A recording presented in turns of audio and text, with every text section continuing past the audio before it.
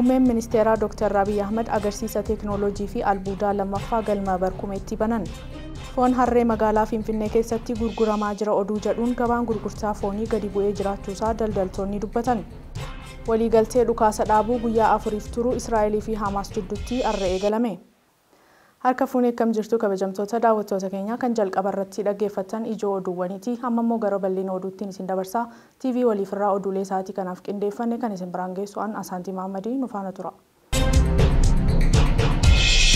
Muummeen ministeeraa Dr. Abiy Ahmed agarsiisa teekinooloojii fi albuudaa lammaffaa galma barkumeetti banan. Itoophiyaan waggoota muraasa darban keessa qabeenya albuudaa qabdu beekuuf hojii jajjabeessaa hojjetteen bu'aa dinqisiisaan argamu Dr. Abiy saganticha irratti haasawa taasisaniin ibsaniiti jiru. Itoophiyaan biyya qabeenya albuudaan badhaate ta'uu ishiitii fi biyyattiin albuudoota gatii olaanaa qaban qabaachuu ishee eeraniiti jiru. Agarsiisichi sadaasa 14 hanga 18 bara 2016tti kan turu ta'uun eerameeti jira. Dhaabbileen 90 ol ta'anis agarsiisicha irratti ni hirmaatu jedhamee eegama. Oomishaaleen warqee, dhagaa cilee, albuudonni gatii olaanaa qabanii fi faayawwan garaagaraa akkasumas teekinooloojiin industirii simintoo fi sibiilaa agarsiisicha irratti dhiyaachuun ibsameeti jira. Foon harree magaalaa Finfinnee keessatti gurguramaa jira oduu jedhuun gabaan gurgurtaa foonii gadi bu'ee jiraachuu daldaltoonni dubbatan. Abbaan taayitaa seera kabachiisaa magaalaa Finfinnee qaamolee seera maleessaan qalma raawwatanii fi foon dhiyeessan irratti tarkaanfii fudhachaa jiraachuusaa ibseetii jira. Girmaa Guddisaa dabalata qaba.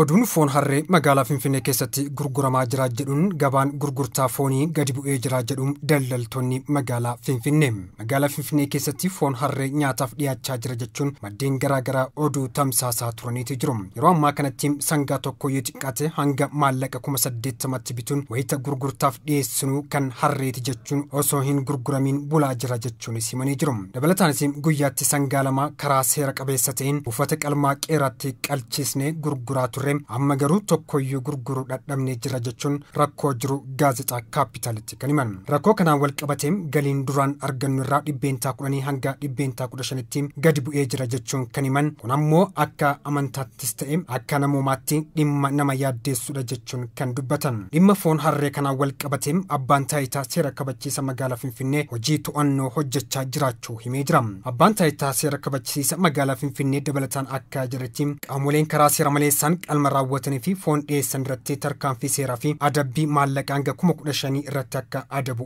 beeksiseeti jira. Sababa gogaan isaanii haalaan barbaadamaa jiruu fi oomishaalee kosmootiksiif oolan jecha biyyoota Afrikaa garaagaraa keessatti harroonni 10,000 lakkaa'aman ni qalamu jechuun kaapitaal kan gabaase. Dabalataanis dhaabbanni Chaayinaa IGAO jedhamu sababa qoricha aadaa Chaayinaa fi oomishaalee faaya bareedinaatiif oolan oomishuuf akka ta'ee fi fedhiin guddaan kan Chaayinaa ta'uu gaazexaan kun kan gabaase. Dabalataan dhaabbata Birook Itoophiyaatti Daayirektara kan ta'an obbo Yohaannis Qaasim jaarmiyaan isaanii harroonni gogaa isaaniitiif jecha qalamuu hin qaban jechuun mormanii jiru. Qeeraan harree Asallaatti argamu banaa ta'uu quba qabaachuu ibsuun dhiibbaa harree qaluun qabu yaaddessaadha jechuun ibsanii jiru. Dhaabbanni mirga bineeldotaaf quuqamu kun sadarkaa Afrikaatti harree gogaa isheef jecha qaluun akka dhaabbatu dhiibbaa uumaatii jiru. Sadarkaa Afrikaatti seerri gurgurtaan gogaa harree akka hafu gaafatu torban darbee ragga'ee jira. Chaayinaatti garuu gogaan harree dawaa aadaa tolchuuf barbaadamaa jira. Dawaa aadaa Chaayinaa tolchuuf harroota miliyoona 4.8 barbaada jechuun obbo Yohaannis kan himan. Chaayinaan sababa qoricha aadaa gogaa harree irraa tolfamuun harroota harka caalaa 70 qabu dhabdeeti jirti.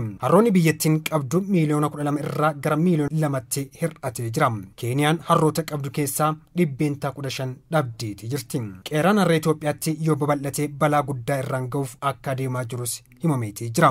Itoophiyaan harroota miliyoona 8 dhiyaatan qabdis jedhamee tilmaamni kennameefii jira. Ammatti harroota hedduu qabnurraa kan ka'e dhiibbaa qeeraan kun qaqqabsiisu guddatee hin mul'atu jedhan. Yoo xiyyeeffannoo hin arganne rakkoon biyyoota biraatiif mudate Itoophiyaattis mudachuu mala jechuunis ibsanii jiru. Biyyoota Afrikaa akka Keeniyaa, Yugaandaa fi Kootidivar keessatti qeeraan harree banamee ture deebi'ee cufamee jira. Addunyaa irratti harroota miliyoona 45 ol kan ta'anitu jira. Yoo tarkaanfiin barbaachisaan hin fudhatamne harroonni ganna 10 keessatti lafarraa dhabamuuf deemu jedhanii yaaddoo qaban ibsanii jiru. Gogaa harreerraa bu'aa argamu caalam harreen tajaajila kennituun faayidaan kennitu caalmaa akka qabu ni dubbatu. Itoophiyaatti hawaasni bakka bakkatti ittiin imaluu fi ba'aa ittiin fe'achuuf qofa otoo hin taane iddoo kaanitti kottee duudaa hojii qonnaatiif itti gargaaramanidha. Qeeraan kun harroota biyyattiitti hangam miidheessa jedhu qorannoo dabalataa barbaachisaas jedhamee jira. Biruk eegumsa nageenya bineensota irratti hojjetam dhaabbata kana dubartii lammii Ingiliz mirga bineensotaaf quuqamtu Dooritik Biruk jedhamtu bara 1934tti kan hundaa'edha.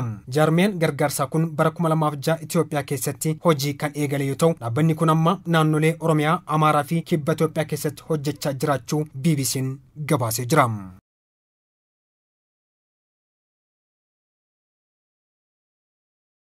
Baankiin Daldala Itoophiyaa maamiltoonni isaa waliin dhooftota akkaataa fayyadama baankii dijitaalawaan wal qabatanii dhufan irraa akka of eeggatan dhaame.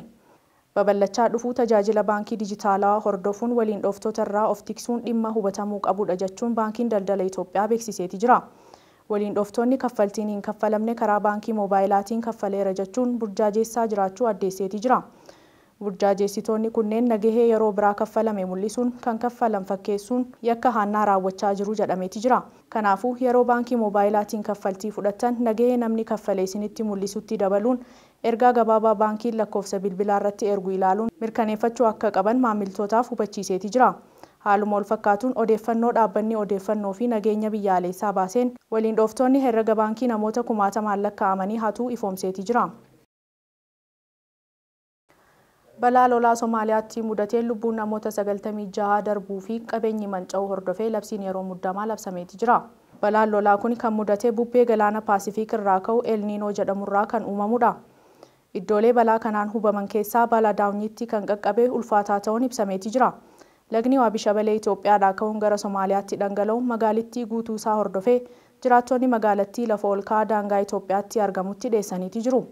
Jiraattota magaalattii keessaa 250 kan ta'an magaalattii dhiisanii dheessuu isaanii dhaabbanni daa'imman baraaruuf hojjetu Save the Children wabeeffachuun miidiyaaleen gabaasaniiti jiru. Hanga ji'a muddeetti namoonni miliyoona 1.6 sababa balaa kanaatiin qe'ee isaanii irraa kan buqqa'an ta'uunis himameeti jira. Egaan daawwattoota keenya oduuleen keenya sa'aatii kanaaf isinii qindeeffannee kana gaammaa turanii oduu isinitti himuun kan isin faana turte Asaantii Mahammadii waan nu faana turtaniif galatooma.